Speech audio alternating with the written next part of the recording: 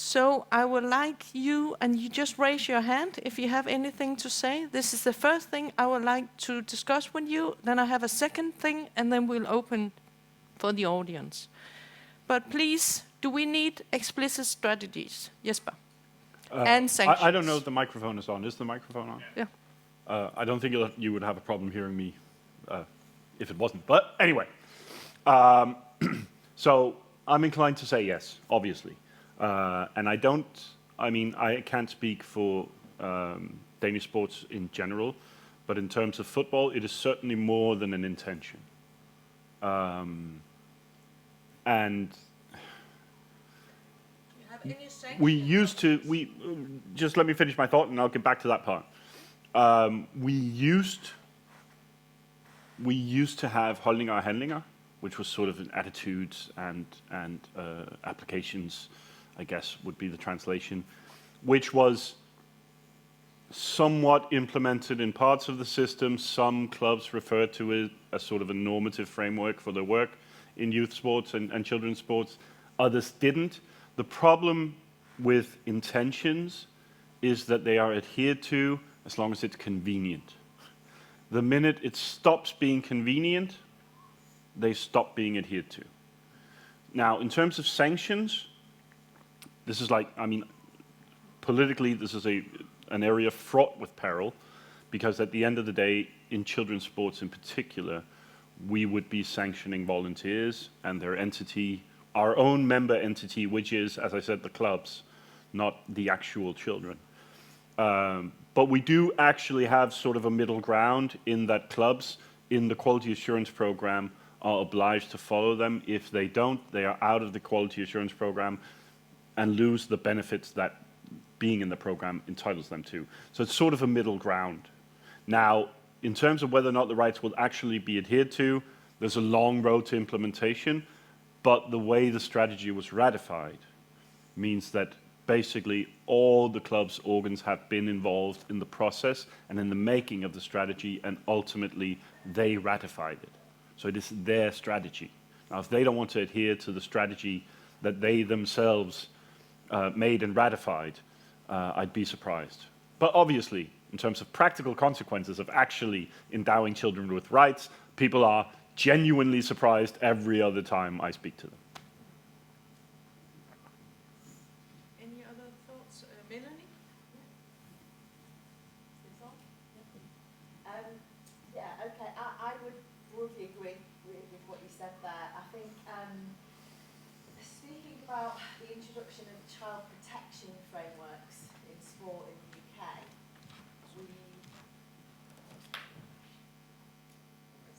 okay, yep, that's better. We had when they were first introduced into the UK, they were voluntary, and only 2 out of 90-odd sports organisations complied. A couple of years later, they were linked to the receipt of government funding, and 2 years after that, 100% of sports organisations complied.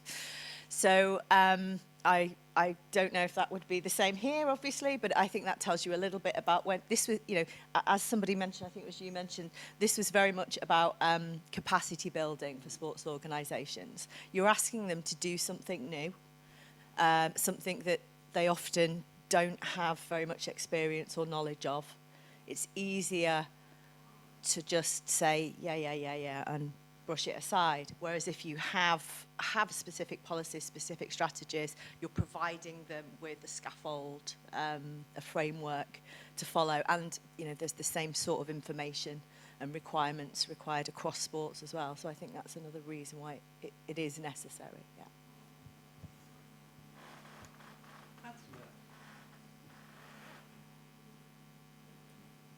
We can share.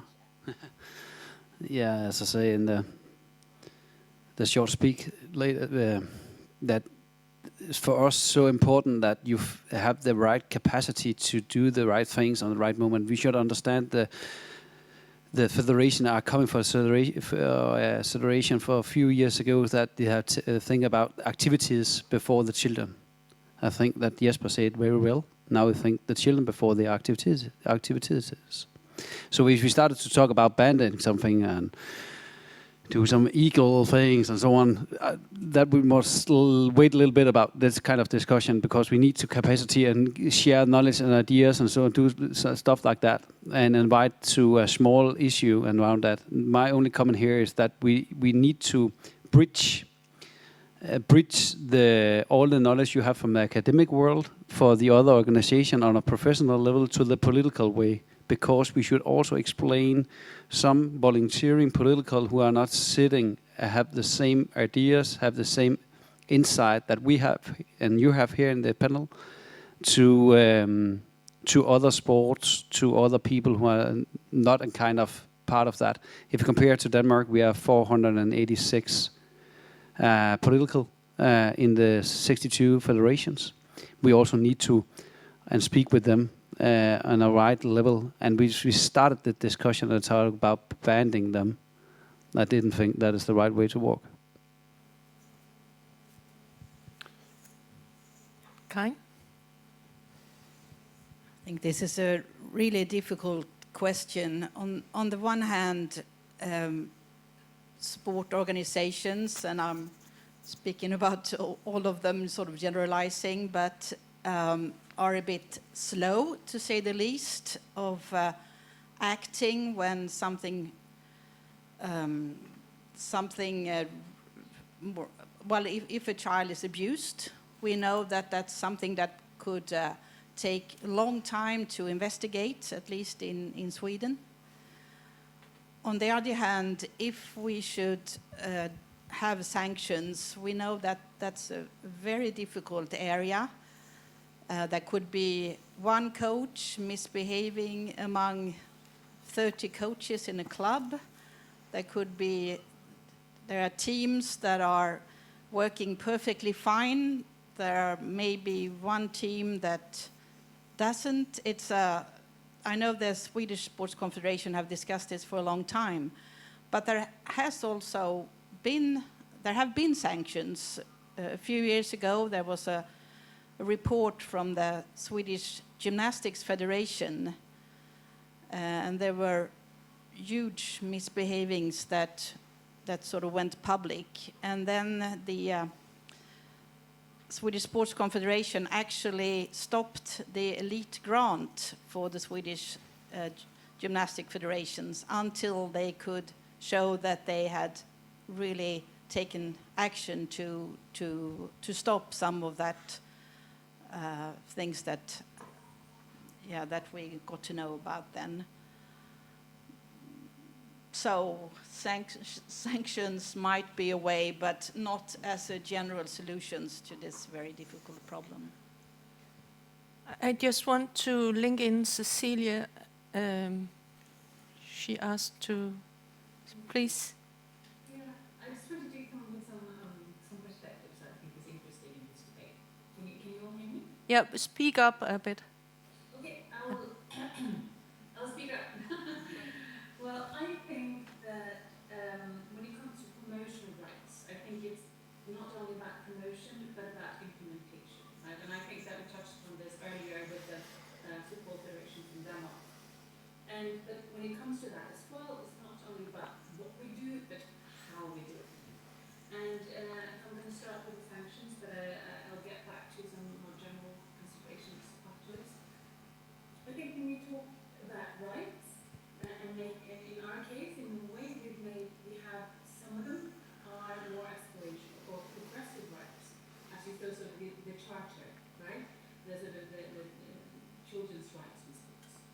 And then we have the provisions, which are more the hard rights, which you cannot actually breach, or if you do, you will have sanctions. And we also have actually provisions too for the sanctions. That's part of our sort of sports legal framework, I think, if I should translate it for you. And what I think is interesting when it comes to sanctions, and I know a lot of the English system as well, is that we have rules on the general level. That's the rules are for all, right? But the sanctions we have on the individual level, we have them on the club level, and we have them on the federation level. Because there are some actions that clearly are, as you now, I think it was Melanie, I don't see the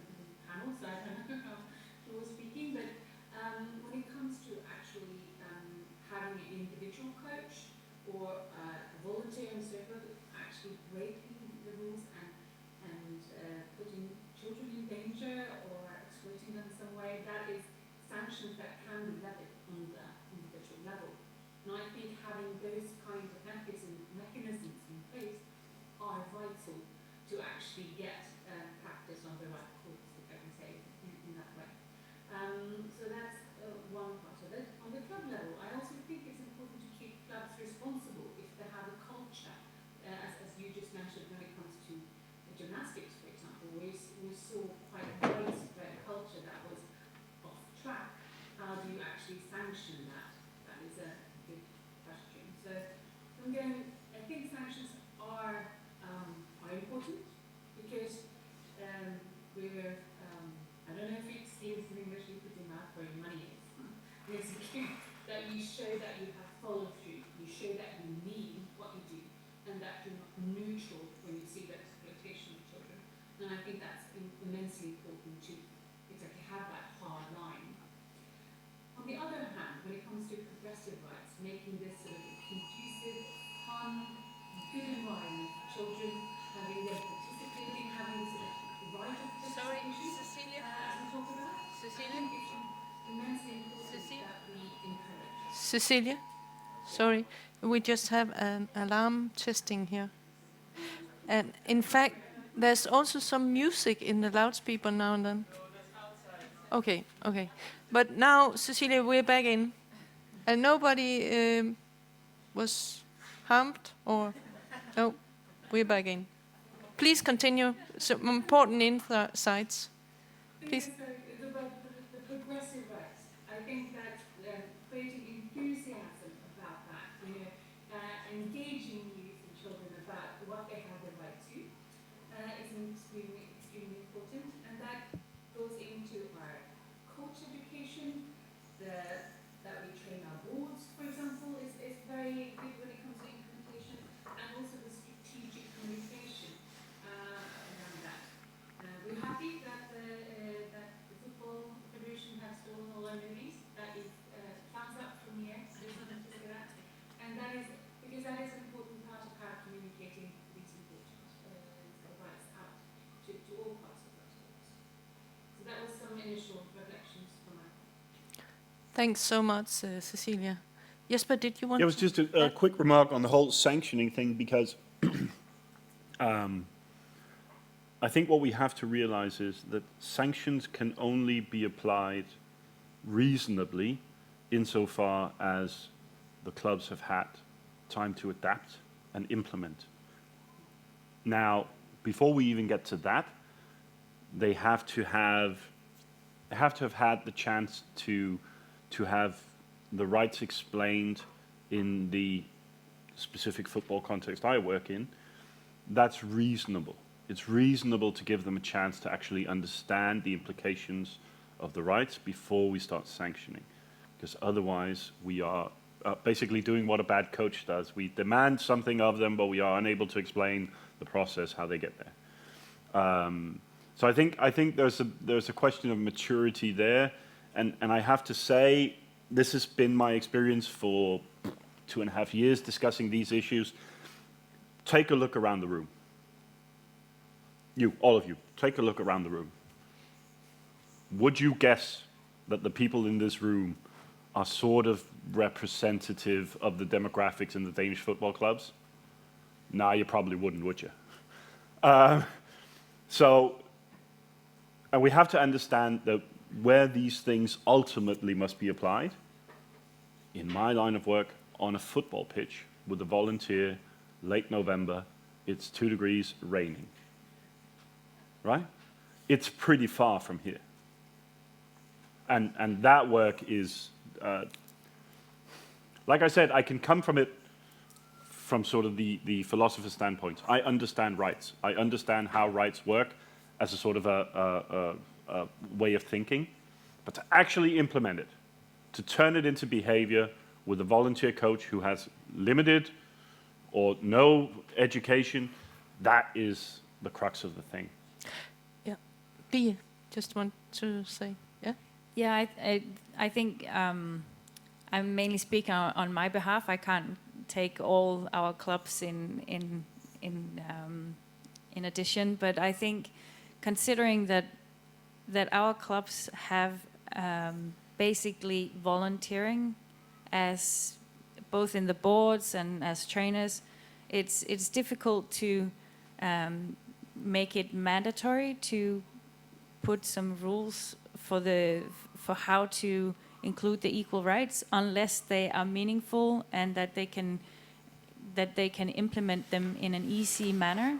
And on top of that, I think that yesterday I heard that in the Danish school system, the schools are implied to have 45 minutes of movement every day, and less than 25% of the schools are actually doing this, and that is a law.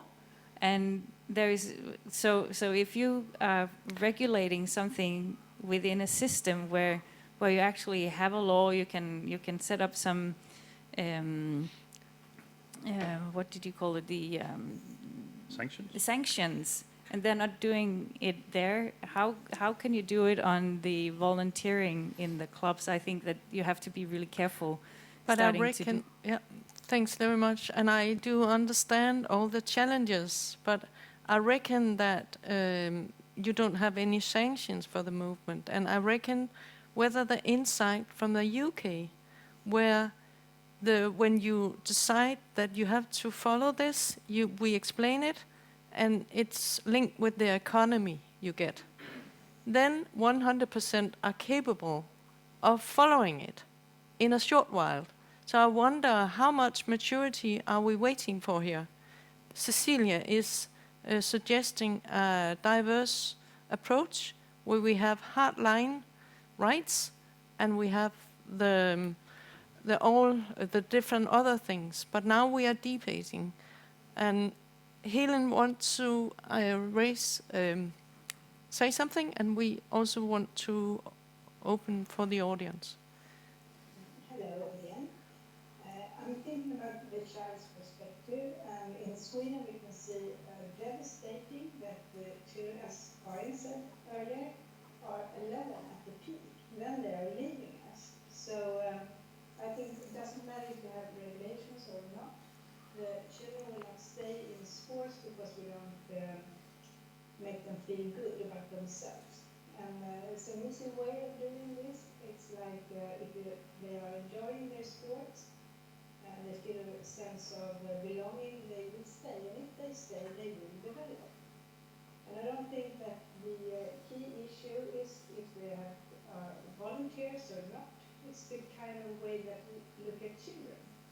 Because children will put you in difficult situations because you are children. And you need to deal with that if you are a leader in children's sports. So I think the key is to not make a conflict of taking the child's perspective and develop the medals for the future.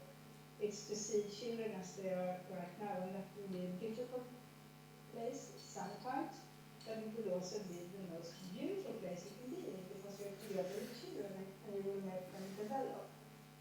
And there's things that are banned by law, and if you should work with the violence, you need to define what you mean as violence. And in the emotional abuse, it's if you sigh or you roll your eyes, it will make kids feel not so very welcome. So it's easy to just think of it, it's children that we are talking about, and if they stay, they will also be good football players or whatever we want to. So I just wanted to add the child's perspective into the talk. So Yeah. I will mute myself again. No, thanks very much, Helen. And I mean, that's basically a very important point. This is a pressing issue if we want children to stay in sports. It's definitely a pressing issue, perhaps one of the most pressing things to make, yeah. The kids doesn't care if you get paid or not. They want you to be nice to them. Yeah, exactly.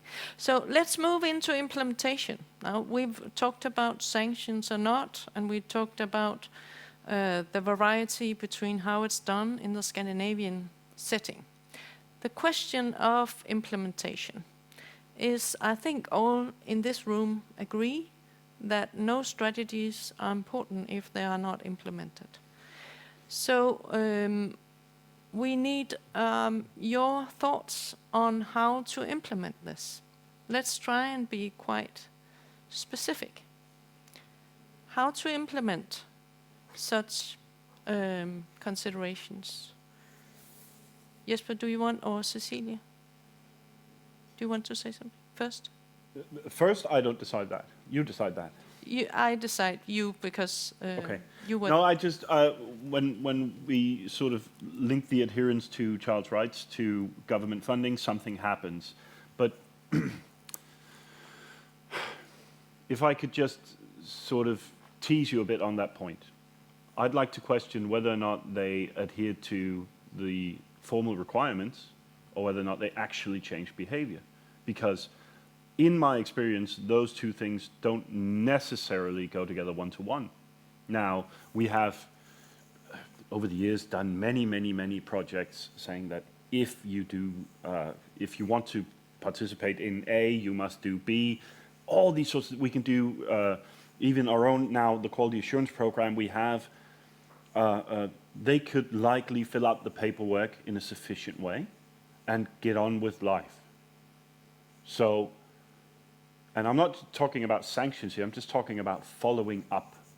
We have to move from the chair onto the pitch and see that things are actually changing.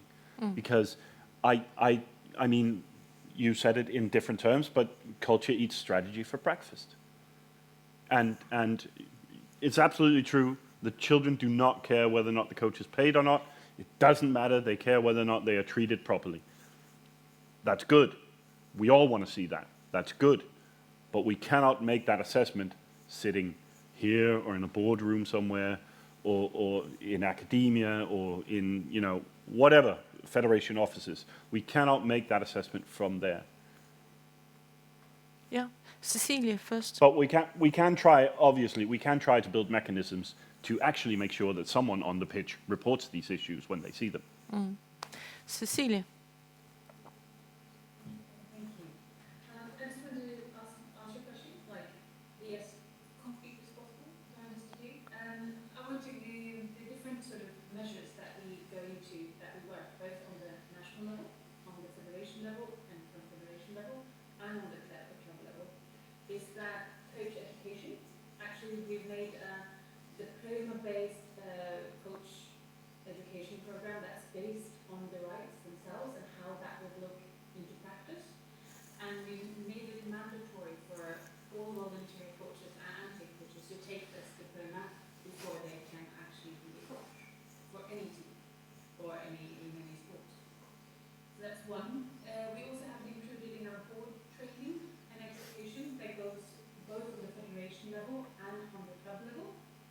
And then we have also mandatory that you have to have one person each board in each club that is child sport responsible or rep basically, and they have a certain responsibilities that they have to see to in their club. And also, I think it's very important to link this to strategy for children's rights, and that is also something that's implemented at each level. And then it comes down to what information are given to children themselves. Because if you don't know your right, how can you demand it? So these are just some examples. I think it's sort of very concrete examples. What I want to say though is I have two when it comes to one is maturity and the other one is the reality of clubs. We're very aware of it. Take the last point first. We have all these wonderful plans as you hear them, but even though I think it's very important to say that it's about half of the clubs that actually implement, are all in there and implementing all of them. I think a lot of clubs have some of them, and it's just that there's so many demands on clubs that are run by volunteers that it is hard to have all of this in order. But we do see that it has an impact, that we have these measures, and we see them rolling out bit by bit, and also that how much a club is engaged with them also depends from year to year and who are on the board of that club. Also, I think communication to children is actually a big challenge for us, because we don't reach children when we communicate from a central point. Because you reach coaches, you can reach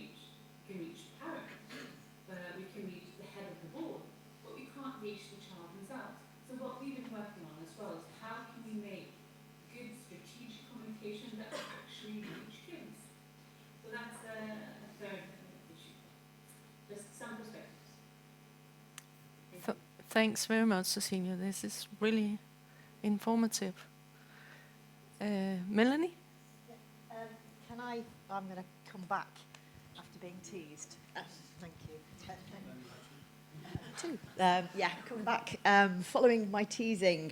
I do appreciate completely that we have to allow organisations time to implement. We can't, and we certainly didn't in the UK. Expect overnight implementation. We are still on a journey in terms of child protection, let alone children's rights, to having that fully implemented across all clubs, across all sports, across all levels. The linking of funding of national level funding to sports federations implementation was a decision made on the basis of the fact that after 2 years, virtually nothing had been done. So I think that was very much a response, a reaction to sport's lack of action. Now that is clearly one of the more extreme forms of sanction, but it worked.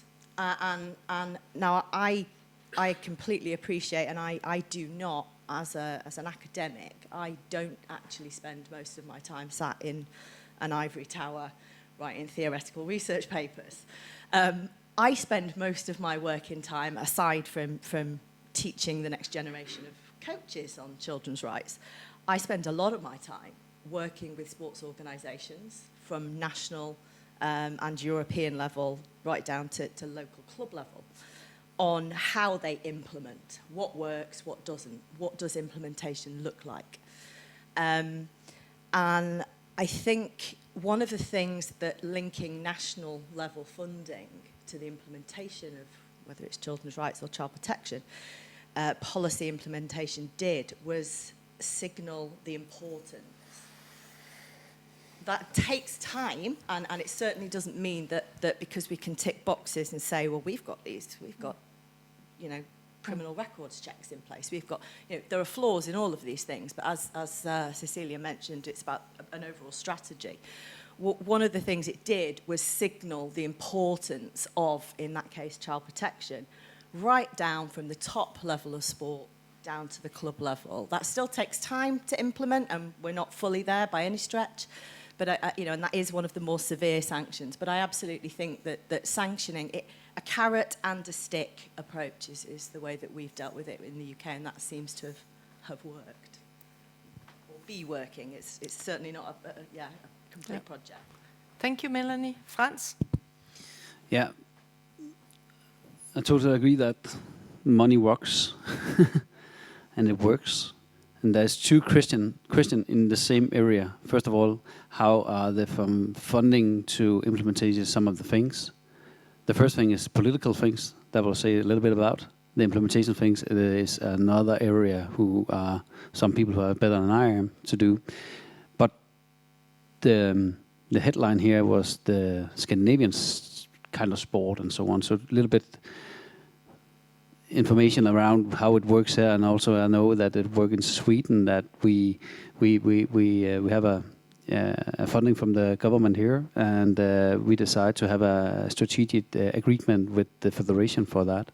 The only federation, to be honestly, who are not so interested at that is football and the federation FA, because they have a huge commercial intake and so on.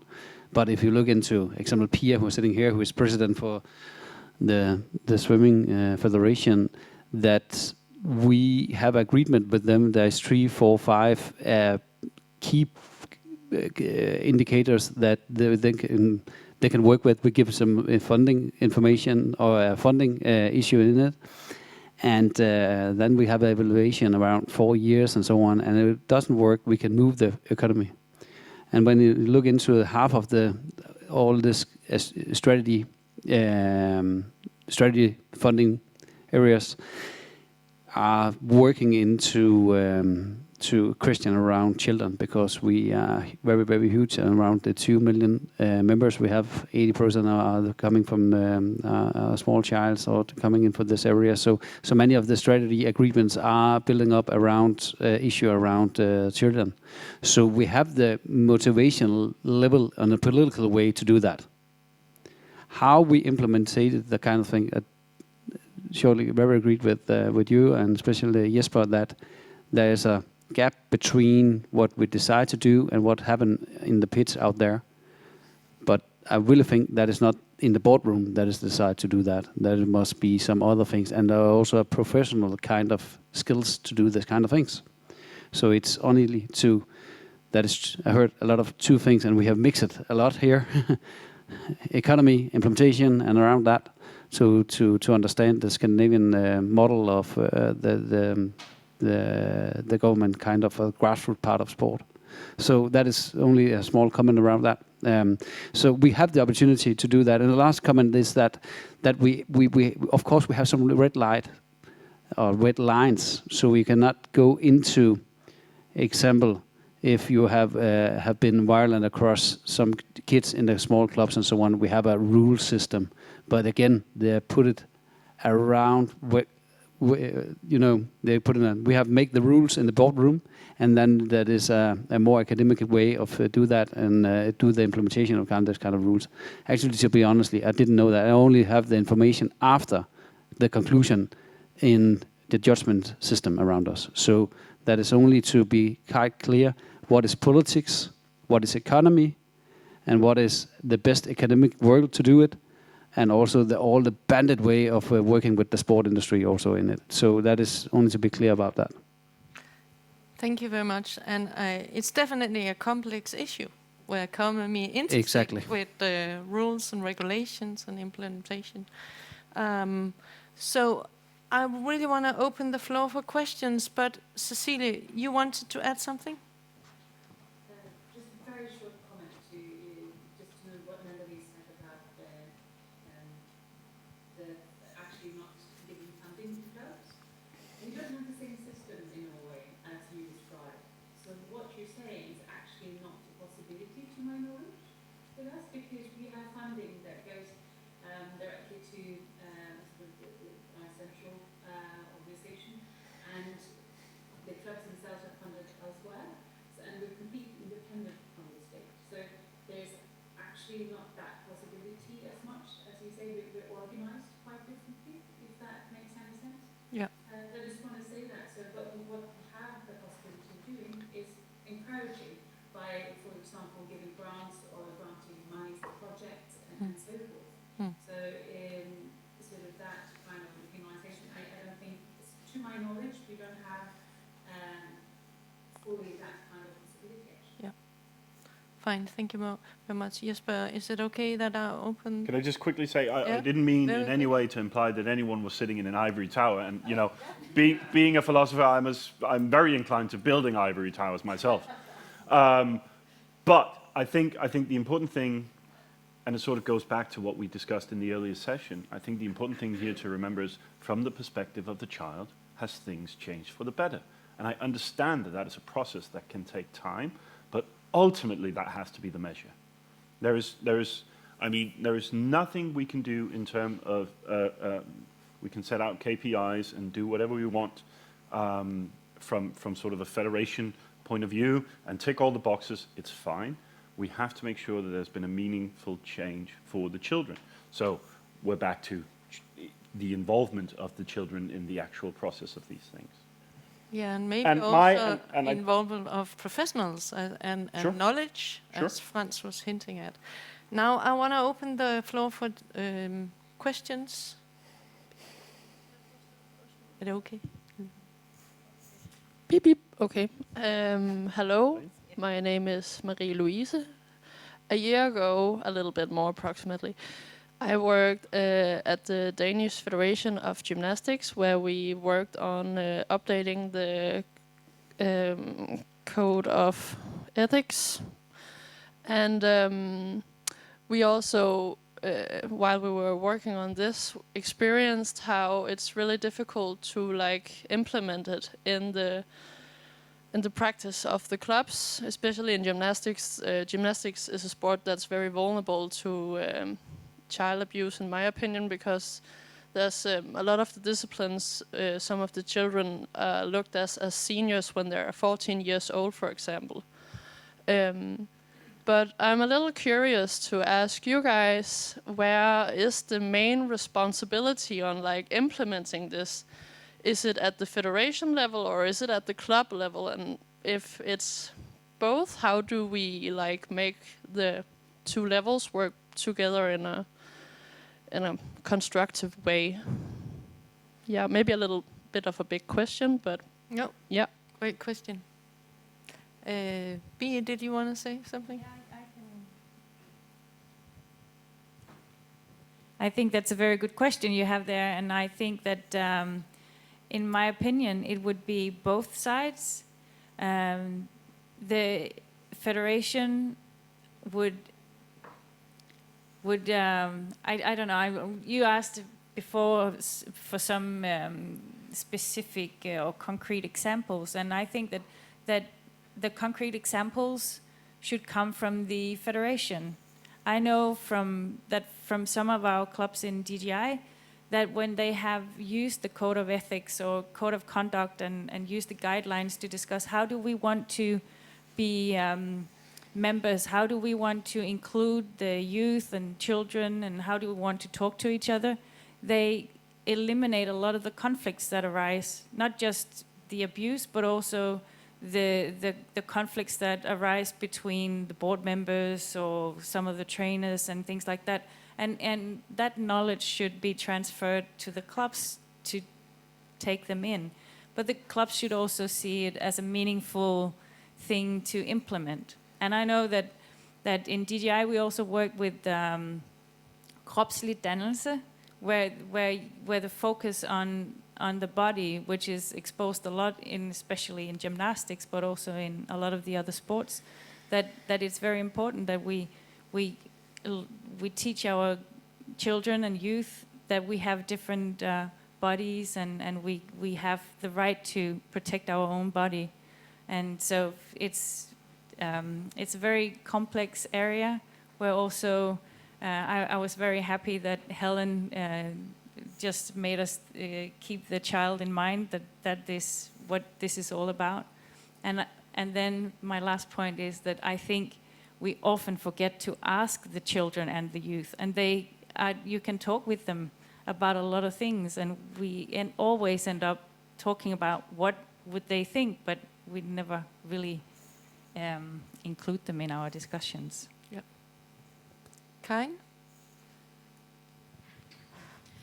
Yes, I also agree that it's both ways, but I think that the federations need to sort of go ahead, give good examples.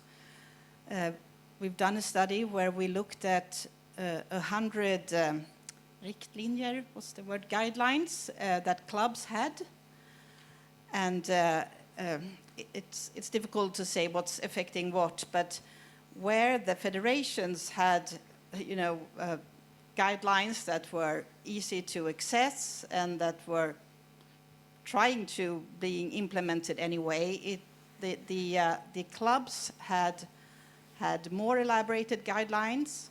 We also interviewed some of them, and they could say, for example, oh, we're waiting for the tennis federation. They're revising there now, so soon we will also have our guidelines.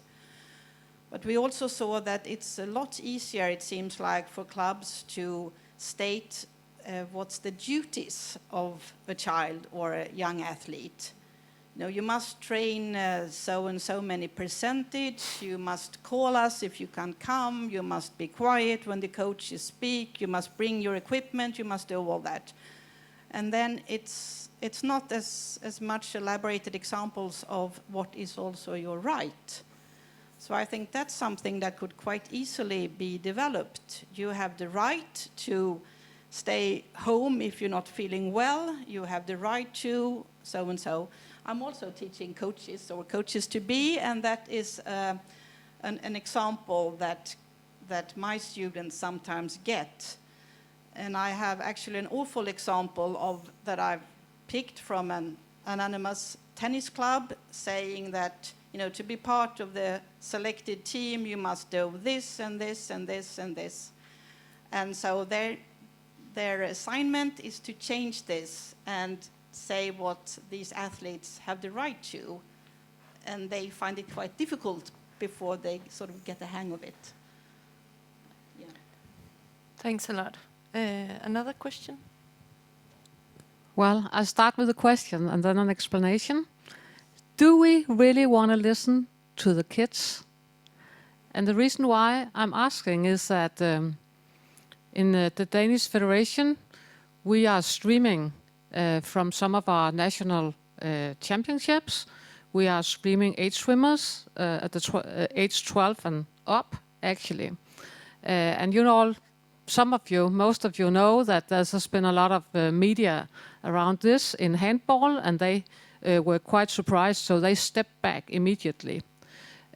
What we did was discussing this on the board. We went out and asked the clubs, and the clubs came back and said, well, we talked with coaches, parents, and the children, the athletes. And actually, the athletes, they think this is great. We like the streaming part of the competition. After the competition, we can call home to our teammates who were not at the championship, or whatever, parents, aunts, grandparents, and everything. So they are actually really happy about that. That's the reason. That's a great part of the reason why we decided that we will keep going. But I'm also very much aware that there are some organizations who think, well, this is not what children really want. But I must also say we ask the parents. This is what the parent wants too. Yeah. So I ask you again, do we really want to listen?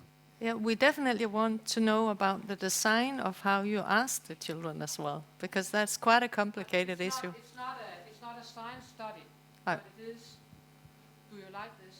Yes. Okay, but that's definitely something that brings a very important or current discussion.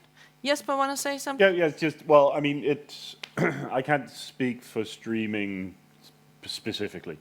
I know it's a debate within football as well. Currently, I'm not sure I have like a hard stance on it. My primary worry would be data security, that sort of thing. Like, for how long would my child be exposed on the internet in a swimsuit, and to whom? That would certainly, for me as a parent, be a worry I had. But anyway, no, we don't want to ask the children when we run the risk of their answers being inconvenient. That's the short answer. No, I mean that. I mean, I know I'm not trying to be funny. That is generally the attitude. Like, sure, on matters where we don't risk having to change the entire structure of the club, sure, we can ask them. Or, like, there was, I can't remember who did the presentation, I believe it was you, with, like, only 17% of coaches exclusively decided the season goals, but like 75% in terms of contents of training. But, like, if you decide all the other things above setting the goals for the season, you decide the goals for the season. If you decide the training frequency, the content of the training, the team selection, and the positions of the players, you decide what the aim of the season is in practice. So, like, I think you're pointing to a genuine problem. We tend to ask children on matters where their answers won't be problematic for us. Melanie? Yeah, I completely. Thanks. I completely agree. I think also we need to think about what listening to children means. Listening to children doesn't necessarily mean doing everything they say. So, you know, my nephew would eat Cocoa Pops every morning if I let him. But a part of the whole process of implementing children's participation rights is about explaining to them in age-appropriate ways the consequences. You know, one of the first steps is providing them the opportunity to speak. Then it's about informing them about the topic. And you know, and again, that can be done well or badly. But you know, on the basis of the information, children then can give their opinions to people with the potential to shape change. But it doesn't necessarily mean we have to do everything they say. There may be very good reasons why we can't implement what they want. What's important, I think, in the process of genuinely listening to children is that we feed back to children why we have or haven't equally done what they've said. So, you know, totally agree with what you were saying. We have this tendency to only ask on things that we're confident that we're going to get the response we want. But, you know, yes, we need to be better at that, but we also need to have a much clearer understanding of what listening to children means and recognising it doesn't mean giving up all our rights as adults. It does mean having genuine reasons for either implementing or not implementing what has been suggested and feeding that back to young people. Cecilia, did you want to say something for this, or? Yes, please. I just wanted to follow up on both that Melanie and I don't know, was it France that also talked? And also to your question. I actually work with streaming in Norway for right at this moment. So this is a very hot potato with us as well. And do we listen to children? I don't know if we've been very good at it in the past, to be honest. I haven't seen that many participatory processes before, but I haven't worked that long either in emerging sports. I've only been here about 3 years.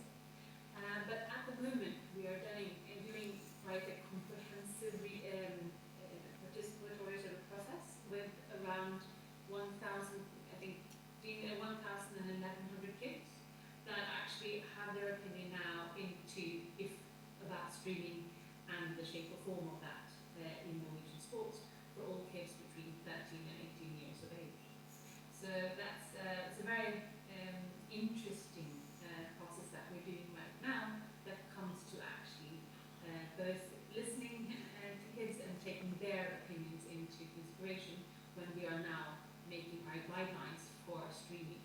So it's a very current actual example of how we practice children's rights at the Norwegian. All through this, all federations are in on this, and also confederations, and as well, and the research is going on in the clubs. So it's quite comprehensive and has all levels into it, which I think is just an interesting concept. It's going to be very interesting to see if we actually listen to their opinions, as you say. But putting it in Melanie's perspective, it's very important that we also see it in sort of a bigger picture, that we have listened and they have been asked, but how we use the information is also a big part of that. Thank you. Another question, maybe the last? Or there are 1, 2? My name is Inger Eliasson and I come from Umeå University in Sweden. And we are talking about a lot of the sport clubs and the voluntary coaches, etc. And I think they are quite diverse, this voluntary group also, and capable of learning, and maybe also need to be empowered that this is important. So I would just stress it. They can learn quite quickly if they get the reasons to it. But my question was about the other side, the elite sports. Maybe, as I'm interested in football too, maybe it's Jesper who could say something about this. How do you align children's rights football or child right football? Because they are ending up towards the elite football. How are you being met by the people who argue that you are maybe destroying the sport? That's what I met from the Basketball Federation in Sweden. They really adjusted children's basketball, and they got coaches phoning them and say that you are going to destroy the elite sport. How do we manage to tell them that? It's like maybe Helene said that if they continue here and have a good time, a good childhood, that it's good for the elite. Have you met any reactions, and what do you do to implement this and convince them that this is good for elite football too? Yeah, good question. Okay, so yes, I have met it. That's the easy part. We define children's football as under 12s and below, so including under 12s.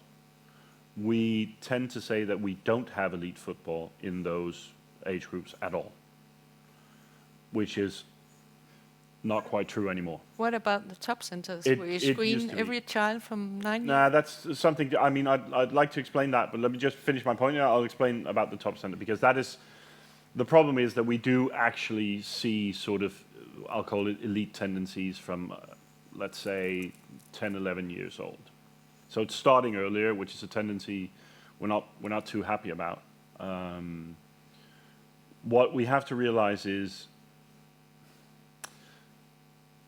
as far as I can tell, the primary problem with these elite environments in terms of the child's rights, specifically the Football Federation's version, is the selection and ultimately the deselection. That's the biggest problem, because they actually have a systematic framework in place, these clubs. That means that they are quite well suited to adapt the other things. Now, in terms of the top center thing, which is sort of a comparable to the Stützpunkt Center in German football, where we try to avoid the early selection by saying, all right, we have players by the age 10, 11, their skill level are at a point where they will have problems, being adequately matched against equal opposition in their own club environments. So we built these centers where they could come to train. That was actually to mitigate premature selection. Whether or not it's worked out that way is a topic for another day, but that was the point of it and the reason for doing it. Now, I do believe there's a genuine discussion to be had in terms of selection. I mean, football, without any form of discrimination, you may not be discriminated against on the basis of race, religion, capabilities. It's pretty difficult to see capabilities coming out of the equation in an elite environment. So there's a discussion to be had there. But like I said earlier, and this is not just me sort of covering my ass, but this is a process. This is a process of understanding that we're starting with a child perspective now. And as I said in my presentation, the Danish Football Federation has been club-centric for 150 years.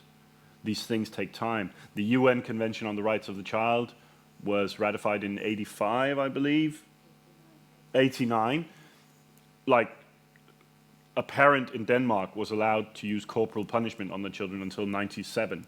These things take time, So, I mean, I recognize the problem and I am working towards a solution. I'm aware that we have one more question still. Yeah, and Franz, do you want to say something for this? This should be very, very short, because I'm also sitting in the board of the elite, what we call Team Denmark and so on. We talk a lot about it and so on, also sitting in the school, elite school and so on. I think in there talk about capacity building. We cannot talk about this kind of situation because it's not the children who is the problem. There's the parents. And we need to take a more responsibility around this kind of discussion. So we go in dialogue. That is the parents we need to capacity build still around that. That is not a product if you are ambition as a kid. It is not a problem if you really want to go deep dive in how good you can be as a very, very young and so on. The problem is the parents. Yeah, last question. Hi, my name is Evan. I come from the Danish Refugee Council. Thank you, first and foremost, for taking up the topic of rights-based sports, especially in a forum like this. Jesper, you mentioned the UN's Convention on the Child's Rights, and children have many rights.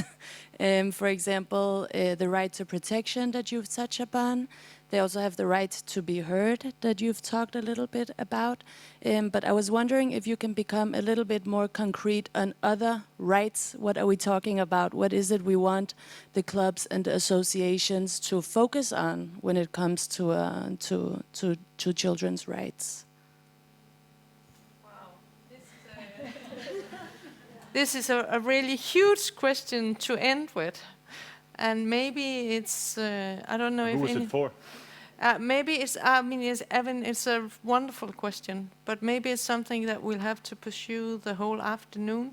We already talked about the variety between protection, provision, and participation. It's a wonderful question, but let's see if we can have it answered in dialogue.